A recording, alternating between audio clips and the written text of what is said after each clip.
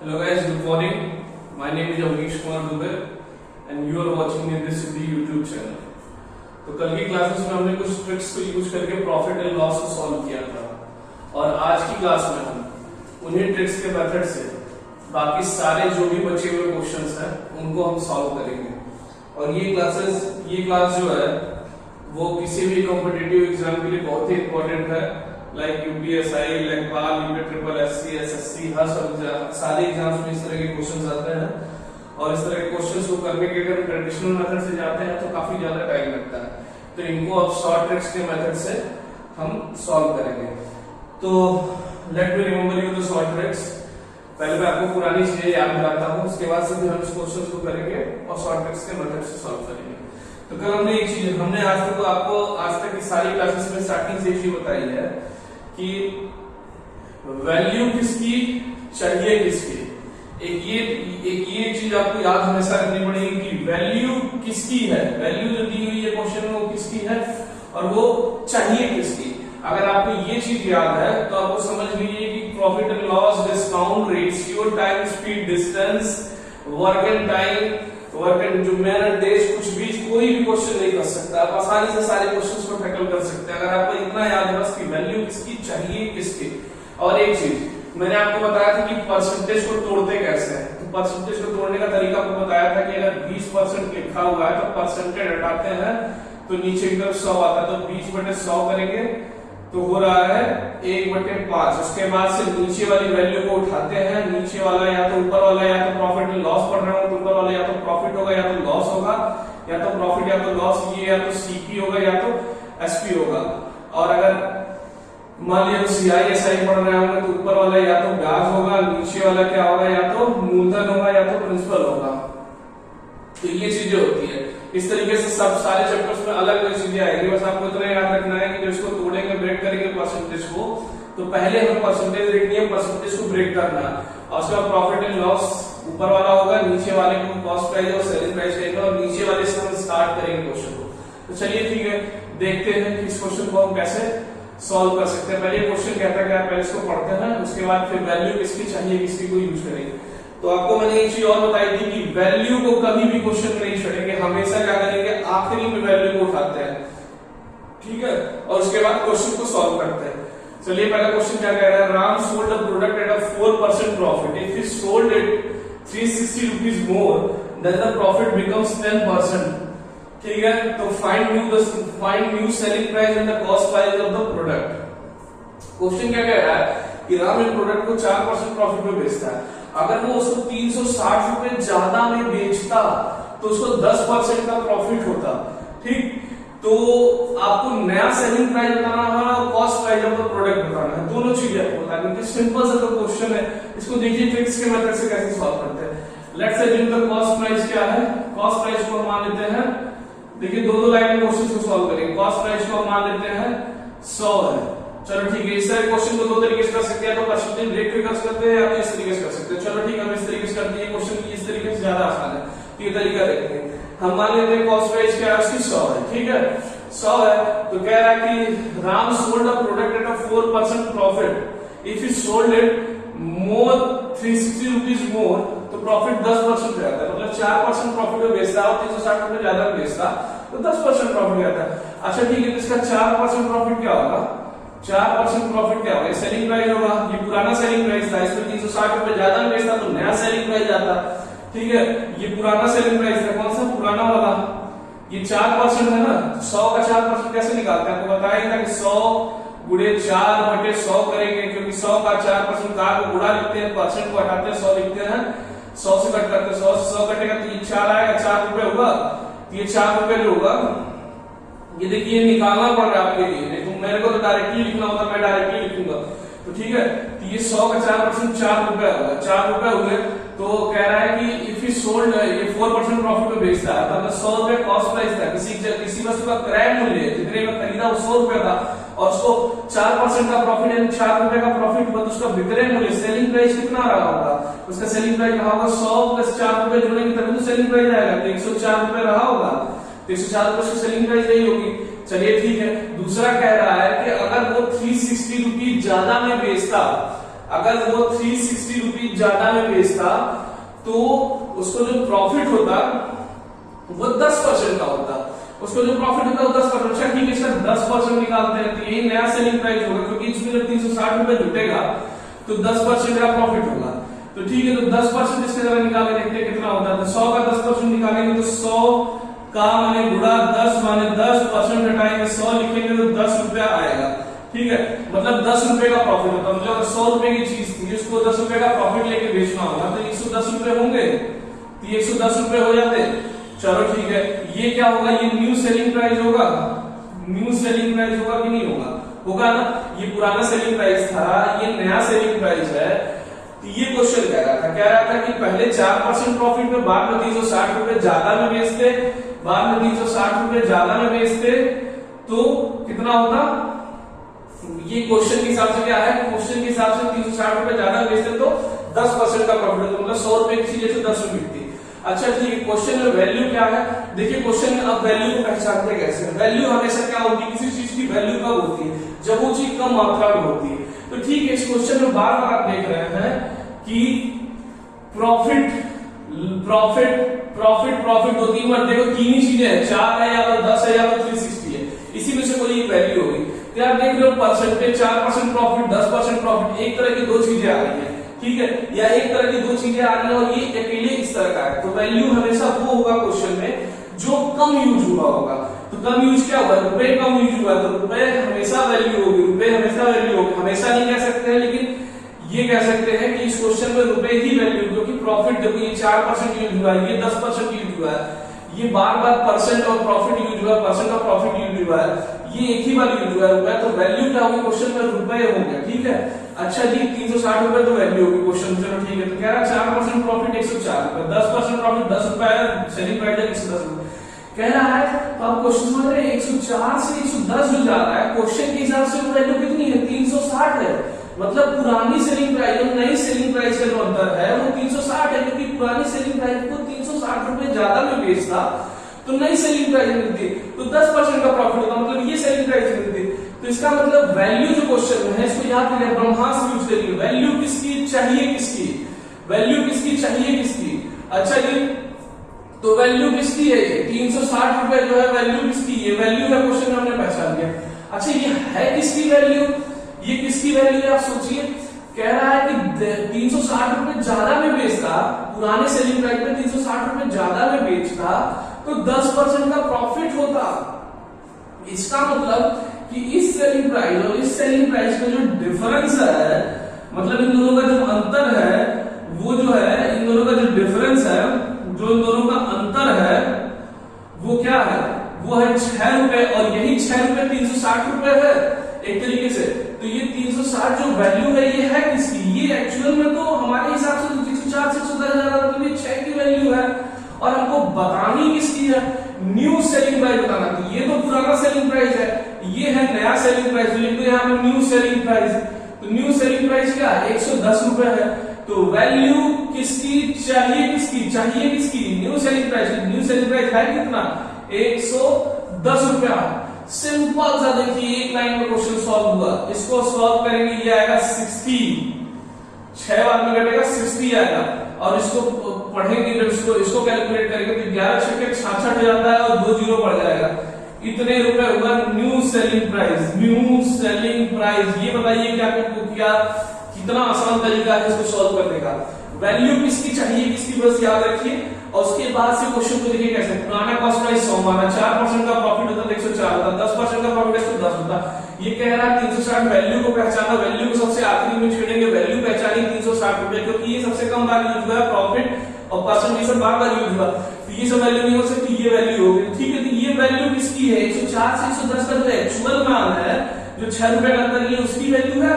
और नया selling price बताना मतलब 110 की वैल्यू बतानी है। तो 104 से 110 गया, 6 का डिफरेंस आया, 360 वैल्यू है 6 की, और चाहिए क्या, न्यू सेलिंग प्राइस मतलब 110 रुपए। तो 110 की वैल्यू ये निकाल लिया, आगे हमारा न्यू सेलिंग प्राइस। अच्छा जी, अब कॉस्ट प्राइस जरा हमको वही बताओ, कॉस्ट प्राइस क्या होगा, कॉस्ट प्राइस क्या होगा, फिर वही लगाओ, वैल्यू किसकी चाहिए, किसकी, वैल्यू क्या है 360, और ये वैल्यू है किसकी, 6 की। अच्छा जी, चाहिए क्या? Cost price. कॉस्ट प्राइस चाहिए दूसरे वाले में, तो कॉस्ट प्राइस क्या है? कॉस्ट प्राइस तो 100 है, तो यहाँ मल्टीप्लाई क्या करेंगे? यहाँ मल्टीप्लाई कर देंगे 100 का, तो ये कट करेंगे 60 टाइम्स कटेगा, ये आएगा पूरा कुल मिलाकर 6000 रुपए। देखा आपने कितनी आसानी से इसे सॉल्व हो गया। इतना समझाने में वक्त लगा, समझाना नहीं होता, डायरेक्टली करना होता तो सीधा सीधा हमें लिखता कॉस्ट प्राइस 4%, 10%, 100, 110, 104, 110, वैल्यू किसकी चाहिए, किसकी, एक लाइन में क्वेश्चन को हम लोग सॉल्व करते हैं। अच्छा, ये दूसरे क्वेश्चन की तरफ बढ़ते हैं और दूसरे क्वेश्चन को नोट करते हैं और दूसरे क्वेश्चन को सॉल्व करने की कोशिश करते हैं। देखिए, हमें एक तरह के दो क्वेश्चन कराऊंगा, उसके बाद से फिर हम दूसरे तरह का क्वेश्चन करेंगे। चलो ठीक है, दूसरा क्वेश्चन करते हैं। Sold the product at the 15% loss and if he sold it at 4000 rupees more than profit because 5%। मतलब राम ने किसी वस्तु को बेचा, राम ने किसी वस्तु को बेचा है जो कि 15% लॉस पे बेचा है, ठीक है। अगर वो 4000 रुपए ज्यादा में बेचता तो उसको प्रॉफिट होता 5% का, ठीक है। तो पहले तो क्वेश्चन को क्या कहा था कि वैल्यू को कभी नहीं छेड़ना, तो वैल्यू पहले पहचानो क्या है। ये देखिए, बार बार 15%, ये भी परसेंट में आया है, ये लॉस है, ये प्रॉफिट है, ये लॉस है, ये प्रॉफिट है। अच्छा जी, देख लो, ये एक तरह की वैल्यू, एक तरह 15% लॉस और ये 15% प्रॉफिट, 5% प्रॉफिट, दोनों देख लो सेम तरह की वैल्यू। ये तो वैल्यू हो नहीं सकती। वैल्यू हमेशा कौन सी होगी? जो कम होती है। मतलब जो मान लो जो घर में ज्यादा कमाता है उसकी वैल्यू ज्यादा होती है ना, उसी तरीके से ये है कि ये एक तरह के ज्यादा लोग हैं, एक तरह के ज्यादा लोग हैं, नहीं कमाने वाले ज्यादा लोग हैं, जिनकी वैल्यू ज्यादा नहीं होगी। धर्म इंसान की वैल्यू होगी जो कमाता होगा। तो इसी तरीके से समझिए, एक ही तरह के समान तरह की चीजें, चाहे लॉस हो चाहे प्रॉफिट हो, तो ये वैल्यू नहीं हो सकती, वैल्यू होगी क्वेश्चन में ये, ठीक। अब इस क्वेश्चन को सॉल्व करना है, तो वैल्यू तो हमने पहचान ली, चलो ठीक है। अब कह रहा है कि राम ने एक वस्तु को बेचा 15% लॉस पे, अगर वो 4000 रुपए ज्यादा में बेचता तो उसका प्रॉफिट हो जाता कितना? 5% का। अच्छा चलो ठीक है, क्या मान लेते हैं? कॉस्ट प्राइस को मान लेते हैं 100। चलो, हमें कुछ नहीं पता, हमने कॉस्ट प्राइस को मान लिया 100। अब क्वेश्चन के हिसाब से हम प्रोसीड करेंगे। क्वेश्चन क्या कह रहा है? क्वेश्चन कह रहा है कि 15% का लॉस होता, पहला केस 15% का लॉस होता। चलो ठीक है, 15% लॉस यहाँ लिख दो, ठीक है। और ये कितना था? दूसरा केस था 5% प्रॉफिट, यहाँ लिख दो, ठीक है। अब 100 का 15% निकालो, 15 रुपए होता है। आपको निकाल के दिखाता हूँ, 100 गुणे 15 बटे परसेंट हटाया 100, 100 से 100 घटा 15 आया, ठीक। तो 15 रुपए का लॉस होगा। किसी का क्रय मूल्य 100 रुपए था तो उसका विक्रय मूल्य कितना होगा कि 15 रुपए का उसका लॉस होगा। जाहिर सी बात है, उसका ओल्ड जो होगा, ओल्ड सेलिंग प्राइस मतलब पुराना विक्रय मूल्य रहा होगा। 100 में से 15 घटेगा, 100 में से 15 घटेगा तो कितना आएगा? 85 रुपए, ठीक। अच्छा जी, प्रॉफिट 5% का क्या होगा? 100 रुपए का 5% प्रॉफिट क्या होता है? कॉस्ट प्राइस भी हमेशा प्रॉफिट होगा, कॉस्ट प्राइस भी हमेशा लॉस होगा। हमने वैसा बताया, profit and loss is always CP. तो क्रय मूल्य में हमेशा लाभ और हानि होती है, तो ठीक है। 5% प्रॉफिट कैसे होगा? 100 गुणे 5 बटे 100 होगा, ठीक है। ये 100 से 100 घटा 5 रुपए आया निकल के, तो मतलब 5 रुपए का प्रॉफिट हो रहा है। 100 रुपए क्रय मूल्य था तो प्रॉफिट 5 रुपए का होगा। इसका मतलब कितने रुपए में बेच रहे होंगे? 105 रुपए में सेलिंग प्राइस कर रहा हूँ इसकी। ये पुरानी सेलिंग प्राइस हो गई, ये नई सेलिंग प्राइस हो गई, ये नई सेलिंग प्राइस हो गई। अच्छा जी, अब क्वेश्चन में कह रहा है कि अगर ये जो मूल्य पे बेच रहा था, इस मूल्य पे अगर बेचता, मतलब ये से इसका अंतर जो क्वेश्चन कह रहा है वो देखो 4000 रुपए कह रहा है। क्या देखो 4000 रुपए कह रहा है, देखो बिल्कुल कह रहा है। क्या कह रहा है कि 15% लॉस में बेचता, अगर उसको 4000 ज्यादा में बेचता, मतलब इस वाली सेलिंग प्राइस से इस वाली सेलिंग प्राइस का अंतर जो 4000 है वो 4000 ज्यादा में बेचता, तो ये सेलिंग प्राइस उसको मिलता। और एक्चुअल में ये अंतर कितना है? 85 से 105 जाने का अंतर कितना होता है? 20 का होता है। 85 से 105 जाने का अंतर कितना होता है? 20 होता है ना। तो 85 से 105 जाने का अंतर 20 होता है। अच्छा ठीक है, क्वेश्चन क्या कह रहा है? हमने कहा था सिंपल सा एक ब्रह्मास्त्र यूज करो। वैल्यू किसकी चाहिए? जिसकी वैल्यू क्या है? वैल्यू है 4000। 4000 ये किसकी वैल्यू है? 20 की वैल्यू है। 85 से 105 जा रही है, एक्चुअल में तो 20 की वैल्यू है, भले ही 4000 का वैल्यू हो गया। 4000 जो वैल्यू है वो एक्चुअली में 85 से 105 जा रही है, 20 की वैल्यू है, ठीक है। और चाहिए किसकी भाई? चाहिए हमें new selling price. New selling price ये है, तो न्यू सेलिंग प्राइस की जगह पे आ गया 105 रुपए। अब यहाँ पे लिख, तो क्या निकालना है? तो न्यू सेलिंग प्राइस निकालना था ना, ये निकाल दो। तो इससे ये कटेगा 1 0 से 1 0, ये कटेगा 200 बार में। अब 105 का 200 में गुणा कर लो, जितना आएगा वो होगा, कितना होगा? 105 गुना होता है 210 और 2 0 और बढ़ जाएगा, इतने रुपए, ठीक। ये निकल के चला है न्यू सेलिंग प्राइस। अच्छा जी, अब दूसरा क्वेश्चन कह रहा है कॉस्ट प्राइस बताओ, तो कॉस्ट प्राइस क्या होगा? हमने बताया सिंपल सी चीज, वैल्यू किसकी चाहिए जिसकी वैल्यू क्या है 4000। कितनी आसानी से क्वेश्चन सॉल्व हो रहा है। ये किसकी वैल्यू है 20 की और चाहिए किसकी? कॉस्ट प्राइस चाहिए, तो कॉस्ट प्राइस कितना होता है 100 लिख दिया। कॉस्ट प्राइस 100 माना था हमने, 100 से 100 ये देखिए 1 जीरो से 1 जीरो कटा, ये 200 बार में गया। अब ये गुणा होके आएगा 2 क्या आ गया 4 जीरो, ये कॉस्ट प्राइस निकल के आ गया। इतना रुपया कॉस्ट प्राइस हुआ, इतना रुपया सेलिंग प्राइस हुआ। आसान तरीका है, बहुत ही आसान तरीका है, बिल्कुल ही एक लाइन में क्वेश्चन को सॉल्व कर रहे हैं। अगर हमें इतना ना बताना हो तो हम डायरेक्टली 100 लिखते, 15% 15 रुपया होता, 85 लिखते या 5% प्रॉफिट 105 रुपया लिखते, दोनों का अंतर देखते, 20 का है इसको वैल्यू रखते, वैल्यू किसकी चाहिए जिसकी, जो चाहिए होता वो निकालते चले जाते हैं। अच्छा ठीक है, देख रहे हो आप ये टर्म हमेशा सेम आ रहा है, ये टर्म हमेशा सेम आएगा पूरे क्वेश्चन में, ये टर्म हमेशा सेम ही आएगा। आप देखिएगा बस चाहिए जिसकी वो बदलता रहेगा। मतलब आपको सेलिंग प्राइस चाहिए होगा तो selling price, old selling price अगर हमें चाहिए होता तो इसी में 105 की जगह 85 लिख देते, 105 की जगह 85 लिख देते तो ओल्ड सेलिंग प्राइस निकल जाता। नया सेलिंग प्राइस चाहिए तो 105 लिख दिया, कॉस्ट प्राइस चाहिए तो 100 लिख दिया। तो इस तरीके से क्वेश्चन को सॉल्व करेंगे। अब आते हैं अगले क्वेश्चन पे। पहले क्वेश्चन पढ़ना है, इसका वैल्यू पहचानना है। क्या करना है? क्वेश्चन पढ़ना है, वैल्यू पहचानना है। क्वेश्चन पढ़ा, Ram sold a product 10% profit पे। अगर वो 20, क्या क्वेश्चन कह रहा है कि राम ने एक वस्तु को बेचा 10% प्रॉफिट पे, ठीक है 10% प्रॉफिट पे बेचा, और यदि उसने उस वस्तु को 20% कम पे खरीदा होता, अगर उसने इस वस्तु को 20% कम पे खरीदा होता और बेचा होता 300 रुपए ज्यादा में, अगर राम कोई प्रोडक्ट बेचता है 10% प्रॉफिट पे, ठीक, अगर उसने राम कोई वस्तु बेचता है 10% प्रॉफिट पे, अगर उसने उस वस्तु को 20% कम रुपए में खरीदा होता और 300 रुपए ज्यादा में बेचता तो उसका प्रॉफिट 40% का हो जाता। तो इस क्वेश्चन को सॉल्व करना, आप देख रहे हैं बार बार एक ही तरह चीज है, ये परसेंट प्रॉफिट, परसेंट लॉस, ठीक है, परसेंट लेस, परसेंट ये प्रॉफिट परसेंट इतना बार बार हुआ है। तो वैल्यू क्या होगी क्वेश्चन में? एक ही तरह की चीजें बार बार चीजें आई है, तो वैल्यू क्या होगी क्वेश्चन में? वैल्यू क्वेश्चन में होगी 300 रुपए होगी। इन्हीं चारों में से कोई एक हो सकती थी, देखोगे कि ये सब एक तरह के परिवार वाले हैं, सब ना कमाने वाले, ये कमाने वाला है, तो इसकी वैल्यू हमेशा ज्यादा होगी, ये वैल्यू होगी, ये वैल्यू किसकी होगी अब यही पता करना है। उसके बाद फिर चाहिए जिसकी तो आसान है, ठीक है, हमको कुछ नहीं पता था, हमने क्या किया कॉस्ट प्राइस मान लिया। चलो हमने कॉस्ट प्राइस मान ही लिया 100 रुपए, चलो ठीक है, हमने कॉस्ट प्राइस मान लिया। पहला कह रहा है 10% प्रॉफिट, 10% प्रॉफिट तो है या 10% प्रॉफिट लो, इसका 10% होता है प्रॉफिट, 100 का 10% होता है 10 रुपया, 100 का 10% 10 रुपया, 100 गुणे 10/100 लिखोगे, 100 से 100 कटेगा 10 आएगा, ठीक है। तो ये 10% प्रॉफिट होता है 10 रुपया, तो मतलब इसका जो सेलिंग प्राइस का होगा वो कितना रहा, 100 को 10 रुपए प्रॉफिट में बेचना है, तो मतलब इसका मतलब 110 रुपए रहा होगा इसका सेलिंग प्राइस, 110 रुपए रहा होगा, 100 का 10% निकाला 110 रुपए, ठीक है।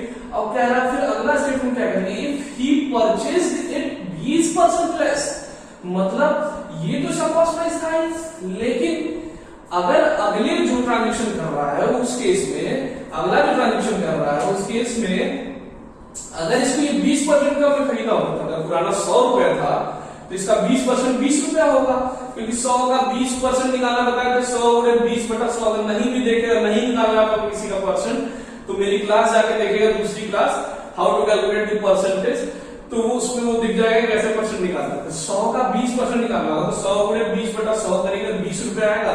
अगर ये 20% कम माने 20 रुपए कम में खरीदा होता है इसको, यहाँ पे मतलब कितने में खरीदा होता है, कॉस्ट प्राइस तब कितना रहा होता है, कॉस्ट प्राइस तब रहा होता 80 रुपया, क्योंकि 100 का 20% होगा कम, 20% लेस में खरीदा होता, 20% लेस माने 100 का 20% 20 रुपया, तो 20 रुपए इसमें से घटाएंगे तो 100 से 20 जाएगा, कॉस्ट में 80 रुपया। अगर 80 रुपए में खरीदा होता और 300 रुपए ज्यादा में बेचता तो प्रॉफिट जो होता, अब प्रॉफिट जो होता वो कितना होता, 40% का प्रॉफिट होता। 40% प्रॉफिट माने क्या होगा, 80 का कॉस्ट प्राइस, अब इसका कॉस्ट प्राइस कितना 80 है, अब इसका 40% उसको प्रॉफिट मिलता, मतलब अगर 300 रुपए ज्यादा मिलता तो 80 का 40% कितना होगा, देखो कैसे निकालते हैं, 80 का 40%, ठीक है, 80 का 40% निकाला तो 80 गुणे 40 लिख दिया, परसेंट हटाया 100 लिख दिया, 1 जीरो से 1 जीरो कैंसिल, 1 जीरो से 1 जीरो कैंसिल, 32 रुपए आ रहा है, ये 32 रुपए आ रहा है, ये 32 रुपए इसका प्रॉफिट होता है, 80 में 32 जोड़ेंगे तो कितना होता है 112 रुपए होता है सेलिंग प्राइस इसका, 112 रुपए सेलिंग प्राइस होता है। अच्छा जी, तो देखो क्या है आप 112 रुपए। अच्छा जी, ये क्या कह रहा था 10% का प्रॉफिट होता है, 10% का प्रॉफिट होता है ये, तो 10% माने 110 रुपए होते, एक ही परसेंट 20% मतलब 20% निकाला, 80 रुपए में खरीदा होता तो, और 300 रुपए ज्यादा में बेचता, मतलब जो पुरानी सेलिंग प्राइस थी और जो नई सेलिंग प्राइस है इसका डिफरेंस, ये क्वेश्चन के हिसाब से वैल्यू कितनी है 300 है।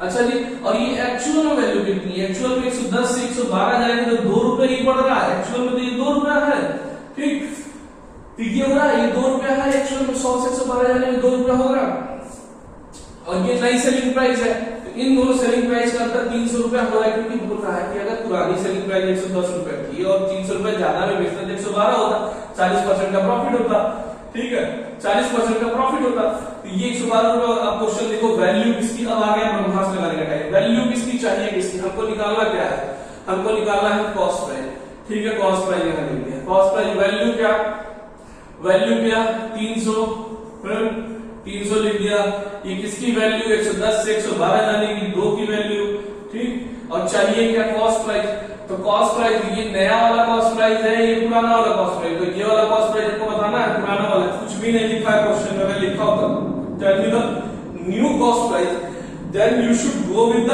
80 rupees, because the new cost price of that product is 80 rupees, then we have to put 80 rupees here, but question में कहीं भी मेंशन नहीं है कि tell me the new cost price और ओल्ड कॉस्ट प्राइस, तो we will always go with the original cost price, हम हमेशा ओरिजिनल कॉस्ट प्राइस के साथ जाएंगे, तो ओरिजिनल कॉस्ट प्राइस 100 रुपया था, तो यहां लिख दिया 100 रुपया, मतलब क्वेश्चन में कहीं भी लिखा नहीं है कि नया कॉस्ट प्राइस चाहिए, इसलिए हम हमेशा पुराना ही कॉस्ट प्राइस निकालेंगे, अगर लिखा होगा कि नया कॉस्ट प्राइस बताइए तो लिखेंगे 80, नहीं तो 100 ही लिखेंगे, 100 लिख दिया, यहाँ भी कैलकुलेट किया 150 बार में कटा, तो 150 बार में कटा तो कितना 15 के आगे 3 जीरो, कितना रुपया हुआ कॉस्ट प्राइस, ठीक। अच्छा ये तो निकल के चला आया। अच्छा इसी क्वेश्चन में दूसरी चीज पूछता हूँ, अच्छा न्यू कॉस्ट प्राइस क्या होगा, न्यू कॉस्ट प्राइस क्या होगा, फिर वही को वैल्यू किसकी चाहिए, ये तो सेम ही होगा इस क्वेश्चन के लिए 300 बटा 2, और चाहिए किसकी नए कॉस्ट प्राइस की, तो नया कॉस्ट प्राइस 80 रुपया है, तो आया 150 गुणे 80, 15 अट्ठे कितना होता है, 15 अट्ठे होता है 120, 120 लिख दिया, इसके आगे 2 जीरो बढ़ा दिए, इतना रुपया होगा नया कॉस्ट प्राइस। ऑलरेडी हमसे पूछता कि ओल्ड सेलिंग प्राइस बताओ, क्या ओल्ड सेलिंग प्राइस तो क्या करते, फिर वही लिखते 300 बटा वैल्यू किसकी चाहिए, जिसकी चाहिए किसकी पुराने सेलिंग प्राइस की, तो पुराना सेलिंग प्राइस 110, फिर वही करते 150 आता, 150 पे 110 करके देखते, जो आता वही लिख देते। और न्यू सेलिंग प्राइस पूछता, न्यू सेलिंग प्राइस या सेलिंग प्राइस पूछता नया वाला, तो क्या होता, ये 112 लिख देते, 300 बटा 2 गुणे 112, जो आता उसको सॉल्व करके हम निकाल लेते, तो ये हुआ शॉर्टकट से करने का तरीका। चलो ठीक है, अगले क्वेश्चन को देखते हैं, ये क्वेश्चन सबको समझ में आ गया होगा मेरे हिसाब से, अब अगले क्वेश्चन को नहीं समझ में आया तो बार-बार इस वीडियो को देखिए, आपको ये क्वेश्चन पूरी से समझ में, इस तरह की पहली क्लास होगी YouTube पे, वैल्यू किसकी चाहिए जिसकी, बहुत ही आसान, बहुत ही आसान। राम ने एक वस्तु को बेचा 20% लाभ पर, अगर वो उसको 10% रुपए कम पे खरीदता और 300 रुपए ज्यादा में बेचता, तो उसको लाभ कितना होता, उसको लाभ होता 30% का। हमको क्या पहचानना है क्वेश्चन में, हमको क्वेश्चन में पहचानना है कि वैल्यू क्या है क्वेश्चन में, तो सब एक तरह का परिवार, 20%, 30%, 10%, सब एक तरह के, सब ना कमाने वाले, कमाने वाला कौन, कमाने वाला ये, तो वैल्यू किसकी होगी घर में, इसकी होगी, ये होगा वैल्यू, क्यों, क्योंकि सब एक तरह के, यही बाकी बचा हुआ है जो अलग तरीके का है, तो इसी की वैल्यू होगी, ठीक है। अभी वैल्यू हम पहचान लिए, अब देखते हैं ये किसकी वैल्यू है, इसके बाद निकालना क्या है कॉस्ट प्राइस, तो हमको पता चल जाएगा। चलिए ठीक है, कॉस्ट प्राइस हम मान लेते हैं इसका 100, फिर से चलो ठीक है, मान लिया हमने भाई, हमने मान लिया 100 का कॉस्ट प्राइस, कह रहा है सोल्ड इट, अगर इसको बेचता 20% लाभ पे, तो 20% इसका कितना होगा, 100 का 20% होता है 20 रुपया, तो इसका सेलिंग प्राइस क्या होगा, 100 में से अगर 100 रुपए कोई चीज क्रय मूल्य था, उसको 20% लाभ पे बेच रहे हो, तो सेलिंग प्राइस देखिए कितना 23 से कर लो, कितना होगा 120 रुपया होगा, कोई दिक्कत नहीं। अगर 10% लेस में खरीदता, मतलब अगर 10% लेस में खरीदता खरीदता तो अगर 100 रुपए उसको खरीद रहा था और 10% कम में खरीदा होता, मतलब आप कॉस्ट प्राइस कितना रहा होगा, 100 का 10% 10 रुपया होता, 10 रुपया होता, 10 रुपया कम में खरीदता, प्लस 100 से 10 रुपया घटकर 90 रुपया आता। ठीक है, और क्या कह रहा है, इफ ही सोल्ड इट, अगर 100 रुपए में खरीदता और 300 रुपया कम में बेचता तो प्रॉफिट होगा 30% का। 30% कितना होगा, 90। ये इसका क्राइम हो जाएगा, तो इसका 30% कितना होगा, 90 का 30% होता 27 रुपए। ठीक है, 9 3 27 रुपए, मैं तो देख के लगा रहा हूं, लेकिन मैं आपके लिए लिख रहा हूं 90 गुणे 30 बटा 100, 1 किलो से 1 किलो 1 किलो 27 रुपए। ठीक है, 27 रुपए इसको प्रॉफिट होता। 93 में 27 रुपए प्रॉफिट है, मतलब जुड़ेगा कॉस्ट प्राइस में, तो 90 में 27 जुड़ेंगे तो 117 आएगा, 117 हो जाता। अच्छा जी, और इस सेलिंग प्राइस और इस सेलिंग प्राइस का अंतर कितना है, 300 रुपए है, क्योंकि 300 रुपए कम में बेचता। पुराना सेलिंग प्राइस 120 रुपए, नया selling price, new selling price इसका है 117 रुपए। अगर ये इस सेलिंग प्राइस से इस सेलिंग प्राइस में जाना है तो कितना रुपए कम करना पड़ेगा, 300 रुपए कम करना पड़ेगा। तो ये 300 जो वैल्यू है, ये इन दोनों सेलिंग प्राइस का अंतर है कि नहीं, है ना। देखिए क्वेश्चन में अंतर है कि नहीं, अंतर है। ये तो 120 से 117 जा रहा है, तो 300 रुपए कम हो रहा है, तो ठीक है 300 हमने लिख दिया। अच्छा जी, अब ये ओरिजिनल में किसकी वैल्यू, 120 से 117 का अंतर है, मतलब 3 रुपए की वैल्यू है एक तरीके की, है ना, बिल्कुल है। हमने कुछ नहीं किया, क्वेश्चन को डायरेक्टली लिखा, 100 रुपए कॉस्ट प्राइस, माना 20% प्रॉफिट लिया, 120 रुपए, 10% लिया, 10 रुपए कम में खरीदा होता, 90 में 30% प्रॉफिट लेता, 90 का 30% 27 में जोड़ा, नया सेलिंग प्राइस निकाला, हमने ये लिख दिया, सिंपली लिख दिया। अब क्या बोल रहा है, तो हमको बोल रहा है कॉस्ट प्राइस, बताओ भाई कॉस्ट प्राइस क्या होगा। चलो ठीक है, इसमें हम चारों चीजें सॉल्व करेंगे, चारों चीजें हम सॉल्व करेंगे। ठीक है, कॉस्ट प्राइस बताना है, तो कॉस्ट प्राइस वैल्यू किसकी, वैल्यू 300 चाहिए, किसकी वैल्यू किसकी है, ये वैल्यू 300 किसकी, 3 की है, ये वैल्यू 300 किसकी है, 3 की है, और चाहिए किसकी, हमको बताना है कॉस्ट प्राइस। कुछ नहीं लिखा है, नया कॉस्ट प्राइस, पुराना कॉस्ट प्राइस, तो पुराना कॉस्ट प्राइस निकालिए, पुराना कॉस्ट प्राइस 100 रुपया था। ठीक है, तो ये 300 से 3 कटेगा 100 बार में, और ये कट के आएगा 10,000 रुपए निकल के चला आया कॉस्ट प्राइस। कितना आसान से निकल आया यार, कितनी आसानी से। अब चलो हमको बता दो जरा new selling price, new selling price क्या होगा, न्यू सेलिंग प्राइस क्या होगा, नया सेलिंग प्राइस क्या होगा, 117 है, तो फिर वही वैल्यू किसकी, 300 वैल्यू 3 की, 117 की वैल्यू निकालनी है, इससे कटेगा 100 बार में, तो 11700 रुपया आएगा, 11,700 रुपए नया सेलिंग प्राइस आएगा। अच्छा जी, ओल्ड सेलिंग प्राइस क्या था, ओल्ड सेलिंग प्राइस क्या था, जरा लिखो, तो ओल्ड सेलिंग प्राइस होगा 300 वैल्यू किसकी, 3 की, चाहिए किसकी, पुराने सेलिंग प्राइस की, इसकी चाहिए 120 की, तो फिर से निकल के आएगा, ये देख रहे हैं 12,000 निकल के आ गया पुराना सेलिंग प्राइस। अच्छा जी, अब क्या बताना है, कॉस्ट प्राइस, नया कॉस्ट प्राइस बता दे रहा आपको, न्यू कॉस्ट प्राइस बता दो, फिर वही करेंगे, 300 वैल्यू किसकी, 3 की, चाहिए किसकी, नए कॉस्ट प्राइस की 90 की, तो ये निकल के चला है 9,009,000 रुपए चला है निकल के, तो ये होता है। अच्छा जी, अब देख लो, इसको वेरीफाई भी कर लो कैसे सही है। 120 से यहां जा रहे थे नए सेलिंग प्राइस पे, तो 300 का अंतर हो रहा था, तो ये नया सेलिंग प्राइस, ये पुराना सेलिंग प्राइस, 11,700 12,000 से कितने से कम है, 300 रुपए कम नहीं है। इन दोनों का डिफरेंस देख रहे होंगे, तो 300 रुपए आपको दिख रहा होगा, 300 रुपए का डिफरेंस का मतलब आपने जो कैलकुलेशन की है वो बिल्कुल सही की है। तो ये होता है तरीका, वैल्यू किसकी चाहिए किसी को सॉल्व करने का। धीरे धीरे आप क्वेश्चन की प्रैक्टिस करेंगे और इस तरह के क्वेश्चन को आप 1 मिनट में देखते के साथ सॉल्व कर लेंगे। चलिए एक नए तरह का क्वेश्चन करते हैं, प्रॉफिट एंड लॉस का, आसान। देख लो, 15 वस्तु का कॉस्ट प्राइस, मतलब 15 वस्तु का क्रय मूल्य जो है, और 12 वस्तु को बेचने में जितना पैसा मिलता है, दोनों बराबर है। 15 वस्तु को खरीदने में जितना पैसा लगता है, 12 वस्तु को बेचने में उतना पैसा मिल जाता है। मतलब हम 15 वस्तु को खरीदने में जितना पैसा लगाते हैं, 12 वस्तु को बेच के उतना पा जाता है, तो मतलब हम तो प्रॉफिट में है, हम तो प्रॉफिट में, तो वही निकालना है प्रॉफिट पर। फिर कुछ नहीं लिखो, इस क्वेश्चन को लिखो सीधे सिंपली, क्या है, 15 वस्तु का कॉस्ट प्राइस, मतलब 15 गुणे किसी का कॉस्ट प्राइस माने तो कुछ होगा, ठीक, ये हो गया। कितने वस्तु की सेलिंग प्राइस के बराबर है, 12 वस्तु की सेलिंग प्राइस के बराबर है, तो 12 गुणे सेलिंग प्राइस हो गया। सिंपल लिख दिया हमने, कुछ नहीं किया। अच्छा जी, आप एक चीज बताओ, ये दोनों टर्म कब बराबर होगा, ये दोनों टर्म कब बराबर हो सकते हैं, ये दोनों टर्म एक ही केस में बराबर हो सकता है, जब इन दोनों का एलसीएम 15 और 12 का एलसीएम का कोई चीज 15 और 12 का एलसीएम लो, उसके बाद 15 से उसको डिवाइड करो, यहां लिख दो, उसके बाद उसको 12 से डिवाइड करो, यहां लिख दो, तो उसके बराबर हो सकता है, ठीक। लेकिन हम आपको आसान तरीका बता रहे हैं, एलसीएम एलसीएम लेने की जरूरत कुछ नहीं है। सिंपल सी बात आप एक चीज सोचिए कि इन दोनों को बराबर करना, हमको कुछ नहीं समझ में आ रहा है, हमको एलसीएम एलसीएम लेने नहीं आता है। हम क्योंकि एलसीएम से लेने नहीं आते क्योंकि हमने एलसीएम अभी पढ़ा ही नहीं है, तो ठीक है, हमको एलसीएम लेने नहीं आता, तो हमको इसको सॉल्व करना तो क्या करेंगे, ये दोनों केस कब बराबर हो सकती है, ये दोनों चीज आपस में तभी बराबर हो सकती है जब कॉस प्राइस की जगह पे, देखो समझाते समय मैं थोड़ा धीमे पढ़ाऊंगा और बाद में मैं तेजी से कराऊंगा। तो ये दोनों चीजें कब बराबर हो सकती हैं, जब कॉस्ट प्राइस की जगह पर अगर हम 12 लिख दें और सेलिंग प्राइस की जगह पर 15 लिख दें, तो ये बताओ क्या बराबर नहीं हो सकता है, 15 गुणे 12 बराबर 12 गुणे 15, ये नहीं हो सकता, बिल्कुल हो सकता है, होगा, बिल्कुल ही होगा, बिल्कुल ही होगा बराबर।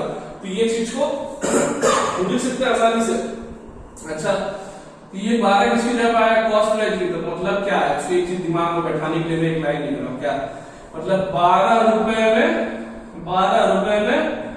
खरीदा और कितने में बेचा, और 15 में बेचा, यही तो हुआ, क्योंकि 12 आया कॉस्ट प्राइस की जगह, तो मतलब 15 12 में खरीदा और बेचा कितने में, 15 में सेलिंग प्राइस की जगह आया तो 15 में बेचा, हो गया, ये दोनों चीजें हो गई।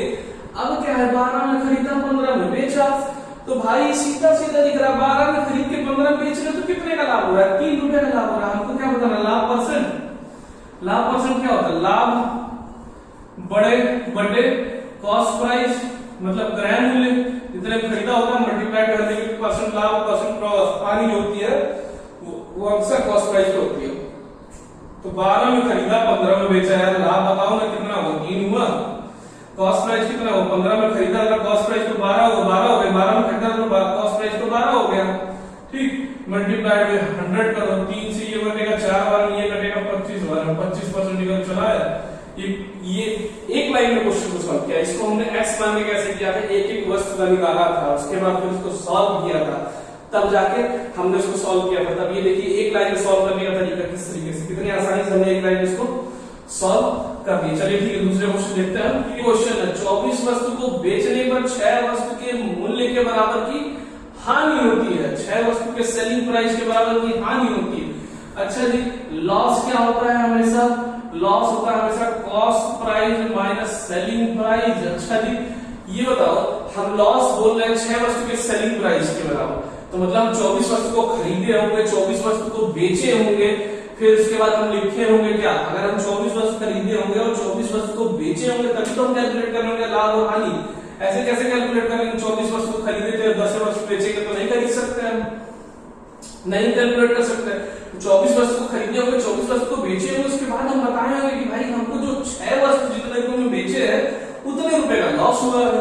यही तो क्वेश्चन कह रहा है, 24 वस्तु को बेचने पर 6 वस्तु के सेलिंग प्राइस के बराबर होता है, लॉस होता है। 24 वस्तु भी खरीदे होंगे, 24 वस्तु भी बेचे होंगे, तो 6 वस्तु के सेलिंग प्राइस के बराबर लॉस होता है। तो लॉस क्या है, एक तरीके से 6 वस्तु का सेलिंग प्राइस जो था वो है कि नहीं है, लॉस जो है 6 वस्तु की सेलिंग प्राइस के बराबर। 24 वस्तु को बेच दो, 24 वस्तु को खरीद दो, 24 वस्तु को खरीदो, 24 वस्तु कॉस्ट प्राइस नहीं पता लिख दिया कॉस्ट प्राइस, 24 वस्तु को बेच दिया नहीं पता लिख दिया सेलिंग प्राइस, ठीक है। अब सेम तरह की चीज को इधर लेके आओ, सेम तरह की सेलिंग प्राइस इधर लेके आया तो ये हो गया 30 selling price multiplied with 24 cost price. अच्छा ये दोनों कब बराबर होगा, देखो पुराने क्वेश्चन में कन्वर्ट हो गया, एक लाइन एक्स्ट्रा लिखने में पुराने क्वेश्चन में कन्वर्ट हो गया। अच्छा 30 वस्तु का सेलिंग प्राइस 24 वस्तु के क्रय मूल्य के बराबर है, तो सेलिंग प्राइस क्या आ गया, सेलिंग प्राइस दोनों वस्तुएं कब बराबर होगी, तो सेलिंग प्राइस की जगह हम 24 लिख दो, कॉस्ट प्राइस की जगह हम 30 लिख दे, मतलब कॉस्ट प्राइस 30 मतलब 30 में खरीदा, 30 में खरीदा और 24 में बेचा, और 24 में बेचा। एक तरीके से यही तो क्वेश्चन हुआ, 30 में खरीदा 24 में बेचा, 30 में खरीद के हम 24 में बेच रहे हैं किसी चीज को, तो 6 रुपए का नुकसान हो रहा है हमको, 30 में से 24 जाएगा, 6 रुपए का नुकसान हो रहा है, cost price minus selling price, 30 minus 24 6 रुपए का लॉस हो रहा है। हमें लॉस परसेंट बताना है, कितना होगा, 6 रुपए का लॉस होगा, कितना होगा कॉस्ट प्राइस, 30 में खरीदा था 30 मल्टीप्लाइड बाय 100 होगा, 6 पंजे 30 और ये कटेगा 20 बार में, 20% का लॉस हो रहा है। देखिए एक लाइन में क्वेश्चन को सॉल्व किया, कितनी आसानी से क्वेश्चन को सॉल्व करके हमने खत्म कर दिया। अच्छा जी, एक और क्वेश्चन देखते हैं, उसके बाद एक और क्वेश्चन देखने से पहले आप इस चीज को समझ लीजिए। अब अगले क्वेश्चन में कुछ नहीं करेंगे, अगले क्वेश्चन में क्या करेंगे, 24 वस्तु को बेच के 6 वस्तु के सेलिंग प्राइस के बराबर प्रॉफिट कर देंगे। अगर प्रॉफिट ही कर देंगे तो क्या आंसर होगा, यहाँ प्रॉफिट लिख जाएगा, फिर selling price minus cost price होगा, फिर उतनी वस्तु खरीदेंगे उतनी वस्तु बेचेंगे, उसको यहाँ लिख देंगे, ट्रांसफर कर देंगे, फिर से यही सॉल्व हो जाएगा क्वेश्चन। तो इस तरीके से क्वेश्चन को हम सॉल्व करते हैं। और वैल्यू किसकी चाहिए, किसकी का यूज आपने देखा है, कितने अच्छे तरीके से हम वैल्यू को पहचानना सीखे हैं और किस तरीके से इसका यूज करके आगे हम प्रोसीड करते हैं। इनमें शॉर्ट ट्रिक्स के मेथड्स हमने देख ली। ये क्लास जो होगी यूपीएसआई, यूपी ट्रिपल एससी, लेखपाल और एसएससी और इन सब सारी एग्जाम्स के लिए बहुत ही जरूरी है, क्योंकि इसमें हमने एक नए कॉन्सेप्ट को इंट्रोड्यूस किया है, वैल्यू किसकी चाहिए किसकी। तो इस तरीके से हम क्वेश्चन को आसानी में टैकल करते हैं। और ये क्वेश्चन देख रहे हैं इस तरीके दूसरे टाइप के क्वेश्चन को इस तरीके करता है। अगले क्लास में मैं बताऊंगा डिस्काउंट के क्वेश्चंस को, बट्टे के क्वेश्चन को किस तरीके से हम सॉल्व करते हैं। तो हम उसको पहले एक्स के मेथड से सॉल्व करेंगे, बाद में हम उसको शॉर्टकट के मेथड से भी सॉल्व करेंगे। उसमें परसेंटेज का यूज करेंगे, 4 से 5 जाएंगे, 4 से 6 जाएंगे, 5 से 6 जाएंगे, 6 से 5 जाएंगे, ऐसे करके फटाफट उसको हम सॉल्व कर देंगे। तो उस तरीके से डिस्काउंट को सॉल्व करेंगे, पहले एक्स से फिर शॉर्टकट के तरीके से। तो मिलते हैं अगली क्लास में। Do like and subscribe this channel.